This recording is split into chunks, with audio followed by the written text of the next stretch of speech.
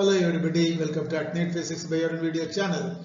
In today's video, we are going to solve a multiple choice question from the chapter Atomic and Nuclear Physics. The question is, the ratio between the radius of first three orbits of hydrogen atom is how much?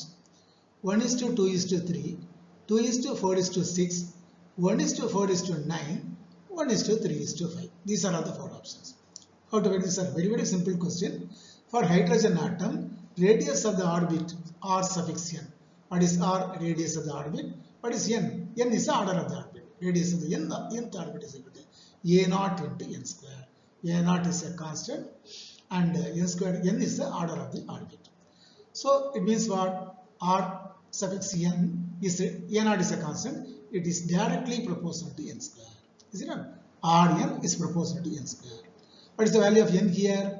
First three orbits. N is equal to 1, 2, 3. It means what? The ratio is 1 square is to 2 square is to 3 square. What is 1 square? 1. What is 2 square? 4. What is 3 square? 3 into 3, 9. So 1:4:9, option C is the right answer.